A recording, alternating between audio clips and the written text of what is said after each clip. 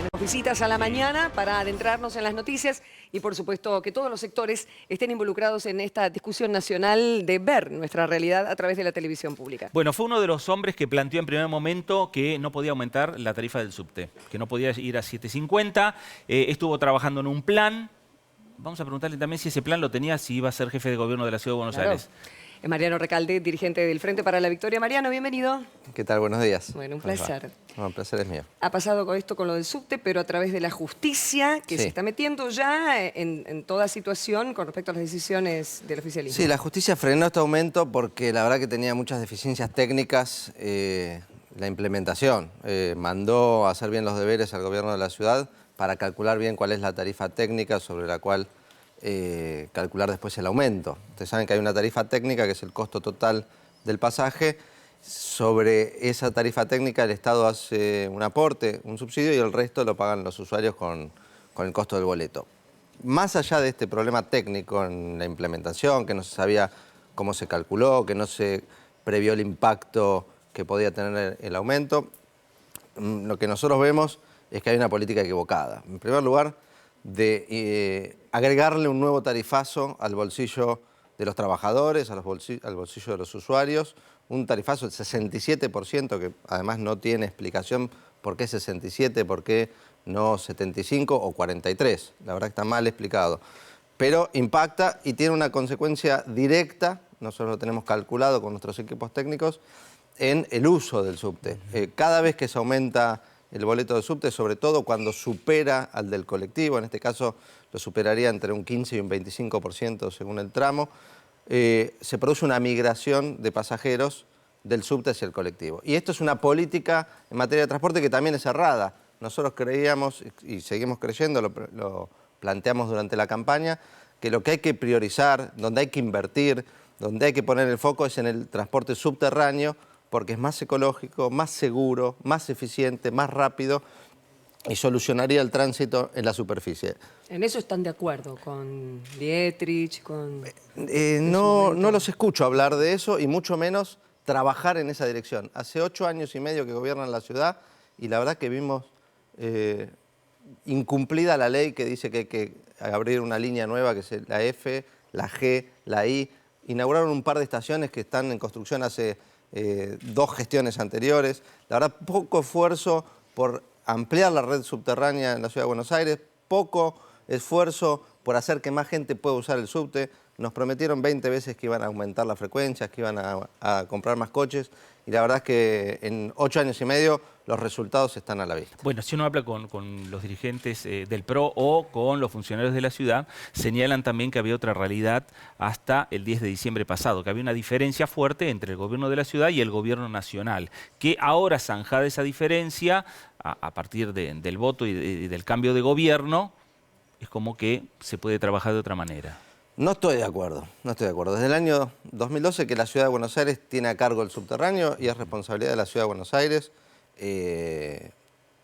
administrar y gestionar el subte, que se lo dieron a un privado y que desde que se hizo cargo la Ciudad de Buenos Aires aumentó 582% el precio que pagan los usuarios y no aumentó 582% la cantidad de frecuencias, ni la cantidad de estaciones, ni las líneas, ni el servicio. La verdad es que hay una política pensada más desde el punto de vista empresarial, de que cierren los números, de la contabilidad, de ir achicando el subsidio estatal, que de promover un servicio público fundamental en una ciudad como la nuestra y fundamental para los trabajadores. Vamos a cambiar un poco de tema, aunque fuera del micrófono me has dicho que preguntan cualquier cosa después. No, preguntamos.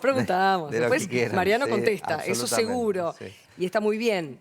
Esa frase, ¿en qué gobierno no hubo corrupción? ¿No suena mal al común de las personas cuando se habla de López? Suena mal. Tal vez está sacada de contexto. Yo lo que digo es que hay corruptos, que hay que combatirlos. Lamentablemente, en todas las actividades, lamentablemente, y la experiencia lo demuestra, en todos los gobiernos se han detectado corruptos. Yo creo que hay que combatir la corrupción. En mi caso personal he dado testimonio contra la corrupción. En 2007.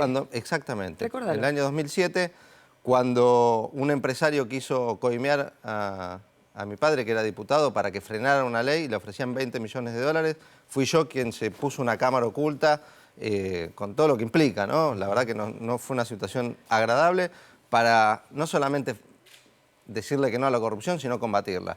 Creo que hay que trabajar en implementar políticas que prevengan, que eviten, y en todo caso después que la justicia actúe y sancione la corrupción. O un órgano de control más Por eficaz, supuesto, porque se seguramente. podría haber evitado el sobreprecio en obra pública, Seguramente. Lázaros y demás. Creo que hay que...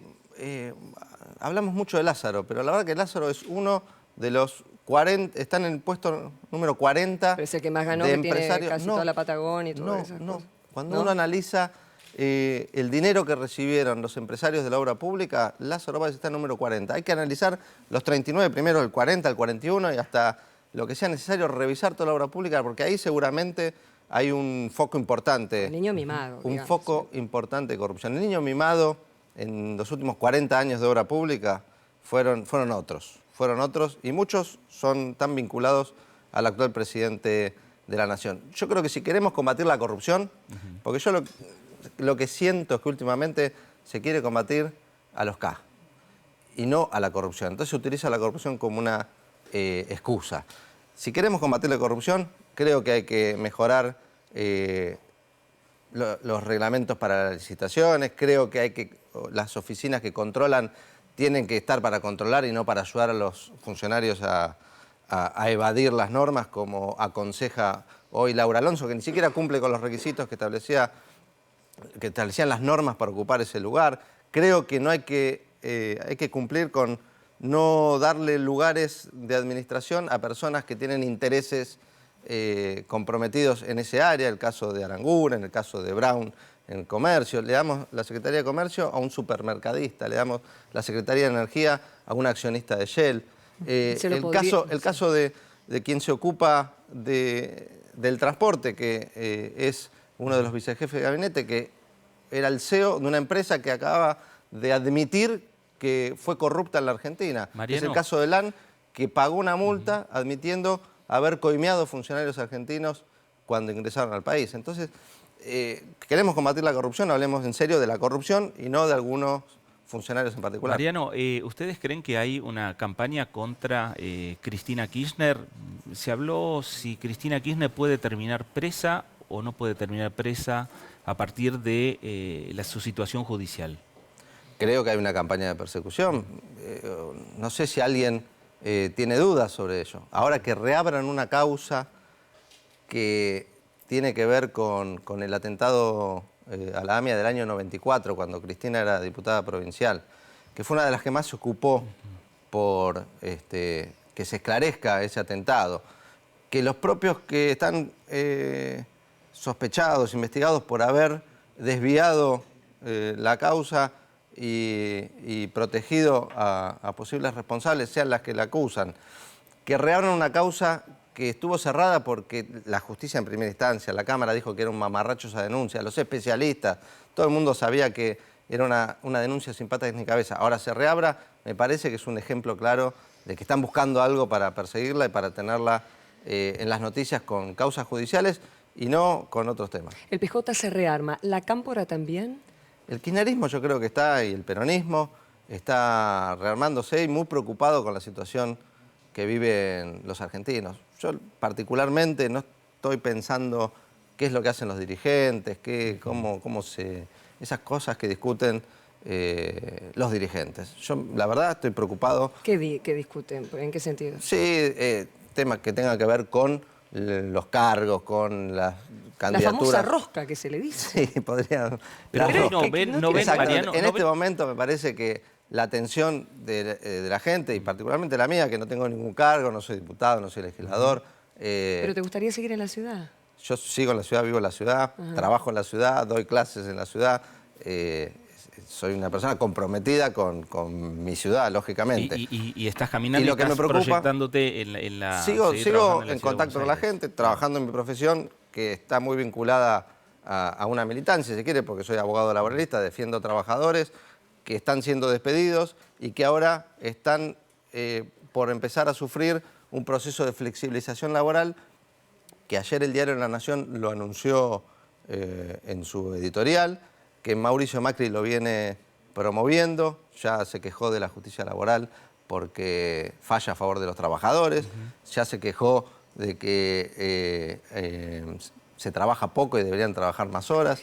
Y creo que se viene ahora, después de los despidos, que son el primer paso para atemorizar a la población, se viene la flexibilización laboral. Bueno, esto lo denunció el propio Héctor Recalde en las últimas horas. Claro. ¿Ustedes ven proyección política en Cristina Kirchner o en la Cámpora en sí?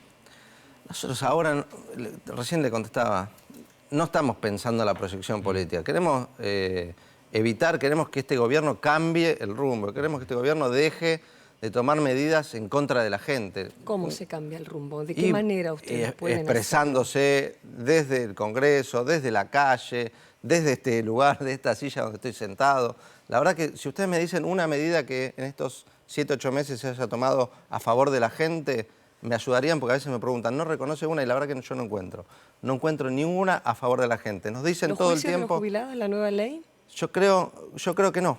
Yo creo que incluso es un trato desigual respecto de otros acreedores que podría tener el Estado, como son los buitres, a quienes se le pagó el 100% y en una sola cuota. A los jubilados se les propone pagar con quitas, todavía no sabemos bien cómo, y a largo plazo. Lo último, ¿qué harías de diferente si tuvieras un cargo tan importante como el de Aerolíneas o un cargo ejecutivo, Mariano, después de haber pasado? ¿Diferente de lo que vienen haciendo? No, de lo que hiciste. De lo que hice, no, la verdad viste que a la distancia se ven las cosas. Uno siempre encuentra cosas que podría haber hecho mejor, que podría haber hecho antes o que no debería haber hecho. No me arrepiento del rumbo que le dimos a la gestión, que fue el rumbo de crecimiento, de federalismo, de llegar a todas las provincias, de hacer que la inversión en aerolíneas no sea vista como un gasto. Después, en la implementación, nadie es perfecto, pero estoy orgulloso del rumbo que tomamos y de las cosas que hicimos. Gracias, Mariano. Ha sido un placer.